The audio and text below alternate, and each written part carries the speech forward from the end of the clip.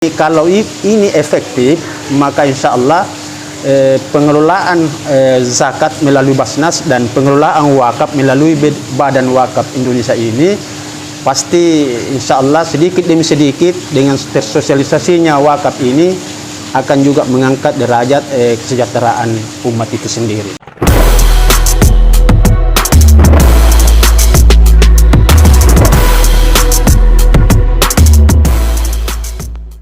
Bismillahirrahmanirrahim. Assalamualaikum warahmatullahi wabarakatuh. Waalaikumsalam warahmatullahi wabarakatuh. Kembali lagi kami hadir di Melik Kawa, sebuah program Kawa Ujung Buli yang membicarakan tentang layanan dan efektivitas kinerja. Hari ini Kasma, kita berada di kantor Kementerian Agama dengan suasana wow. Masa, ya. Ada tamu gazebo baru sudah dilebur-lebur kemarin ini dan cempreng. Tambah lagi tamannya yang indah, tambah menyejukkan hati. Nah, sekarang ini dengan Kasma telah hadir bersama kita Bapak penyelenggara zakat dan wakaf kantor Kementerian Agama Kabupaten Bulukumba, Bapak Muhammad Ramli SAG MM. Apa yang mau kita bahas? Banyak sekali kurasa kalau masalah zakat mau dibahas Bang Cempreng. Kenapa? Karena sejak tahun 1998 Undang-Undang Nomor 38 itu tentang pengelolaan zakat di daerah itu sudah saya angkat menjadi judul skripsi saya. Jadi sangat tepat hari ini kita membahas tentang zakat oleh Bapak penyelenggara syariah. Bukan penyelenggara syariah. Sekarang namanya pensawa. Penyelenggara zakat dan wakaf. Iya. Spesifik ini dengan semak. Zakat dan wakaf. Bisa buka masker tak supaya kelihatan gak gata, Pak? Iya. Apalagi jaga jarak. Jaga jarak. Apa ini dengan semak? Yang mungkin perlu kita tanyakan pertama mungkin apa sih bagaimana koordinasi antara kan ini Basnas ini berdiri sendiri nih Bang Cempreng dulu kan masih di bawah oleh Kementerian Agama masih satu atap, sekarang sudah berpisah. Bagaimana garis koordinasi antara Kementerian Agama dengan Basnas itu sendiri? Itu dulu yang pertama. Iya, itu yang pertama dulu. Terima kasih. Assalamualaikum warahmatullahi wabarakatuh. Waalaikumsalam warahmatullahi wabarakatuh. Setelah saya dilantik pada tanggal 26 Februari yang lalu tahun 2021 dan pas aktif di tanggal 1 Maret tahun 2021, tentunya kami banyak menemukan sesuatu yang perlu ditingkatkan dan dikembangkan karena persoalan zakat dan wakaf ini adalah sesuatu yang sangat penting untuk bagaimana meningkatkan kesejahteraan umat lewat pengelolaan zakat dan wakaf. Alhamdulillah di awal bulan Maret itu kami mendapat tugas untuk bagaimana mendata lebih tepat sasaran terutama tentang zakat itu dan wakaf, dan alhamdulillah tentang pengelolaan zakat ini dikelola langsung oleh Basnas karena pensawa ini punya dua kaki, zakat dan wakaf. Nah, zakat ini jaringannya ke Basnas, kemudian Basnas punya kaki yang namanya UPZ, kemudian dan LAS, kemudian wakaf ini punya juga jaringan namanya BWI, Badan Wakaf Indonesia Kabupaten Bulukumba. Alhamdulillah itu juga kami urus kemarin bulan April karena ada pergantian mutasi pejabat sehingga pensawa otomatis menjadi sekretaris, sehingga Pak Sukri dulu itu kami gantikan dan saya mengusul revisinya ke Kanwil. Dan alhamdulillah 2 bulan yang lalu sudah ada SK-nya Badan Wakaf Indonesia. Badan Wakaf Indonesia ini punya juga kaki ke bawah, yaitu namanya Nazir dan Wakif. Nah, jadi pengembangan dua sayap ini kalau ini efektif, maka insya Allah pengelolaan zakat melalui Basnas dan pengelolaan wakaf melalui Badan Wakaf Indonesia ini pasti insya Allah sedikit demi sedikit dengan tersosialisasinya wakaf ini akan juga mengangkat derajat kesejahteraan umat itu sendiri. Saya kira itu dulu sebagai pengantar. Ternyata itu dua kaki. Ternyata memang sangat besar peranan Kementerian Agama dalam pengembangan zakat. Wakaf. Sekarang begini, Pak Ramli. Apa yang menarik ini di tahun 2022 tentang pengembangan zakat dan wakaf? Ya, betul. Setelah berjalan beberapa proses ini, kami melihat bahwa ternyata zakat ini punya peluang dan potensi yang sangat besar. Kami 1 bulan mendata, memaksimalkan data tentang zakat untuk ASN Kementerian Agama.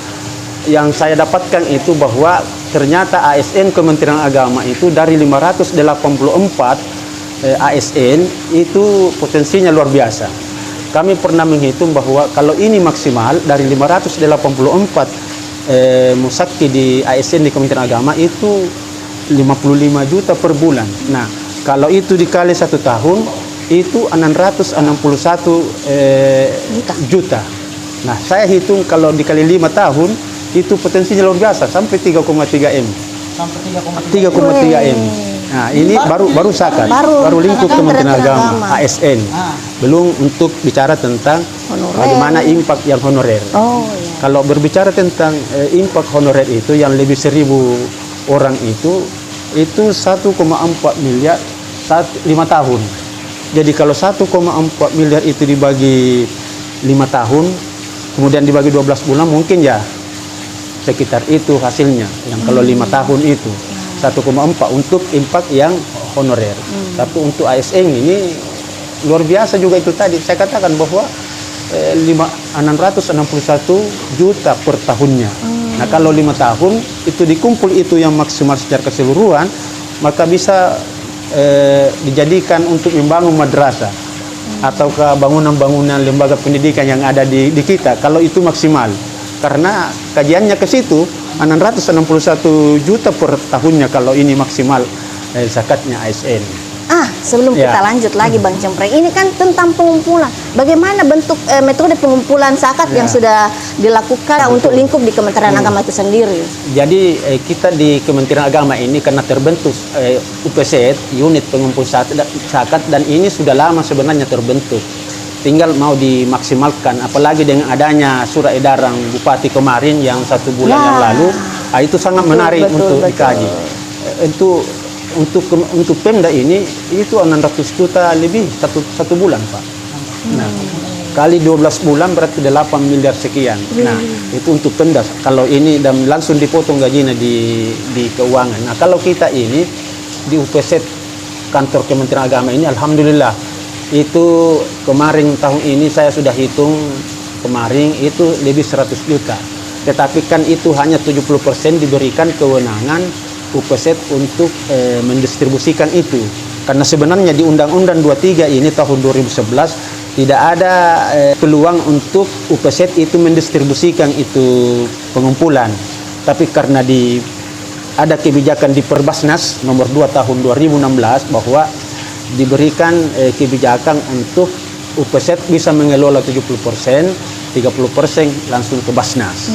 Dengan catatan bahwa UPZ ini membuat RAB, rancangan pembelanjaan, dan membuat laporan pertanggungjawaban yang 70%. Ya, alhamdulillah luar biasa untuk di kantor kita ini UPZ, dan kemarin waktu hari jadi kita sempat membagi-bagi kepada panti-panti asuhan dan juga penuntut ilmu yang perlu dibantu, yang mengalami kesulitan di dalam menyelesaikan pendidikannya. Dan memang untuk ke depan lagi ini ada 5 program untuk pengembangan UPZ itu terkait dengan juga pengembangan kampung zakat. Iya, 5 program. Iya, untuk pengembangan ini sama dengan pengembangan kampung zakat. Yang pertama adalah pendidikan, kedua kesehatan, yang ketiga kemanusiaan, yang keempat sosial keagamaan, dan yang kelima ekonomi. Jadi 5 bidang program ini yang didistribusikan ini. Tidak boleh kepada bidang-bidang lain kecuali yang 5 program ini. Oh, berarti tidak masuk di dalam politik ini. Wah, tidak. Ya, betul.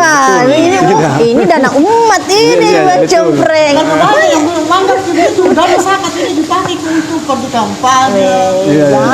Tidak begitu.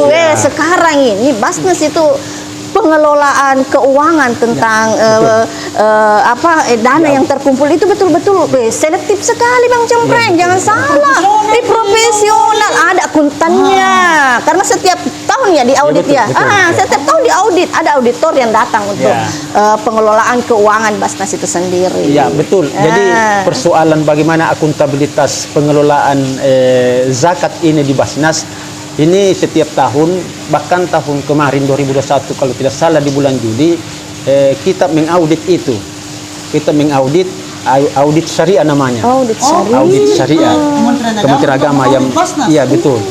Ya, kemudian ada namanya audit akuntan publik. Kalau ini audit syariah dari Kementerian Agama. Ini dua kali. Item apa saja itu yang dia Nah, ini menarik ini. Menarik ini Bang Ipul ini bahwa ada yang diaudit ini yang di apa namanya diperiksa dalam hal pengelolaan zakat. Yang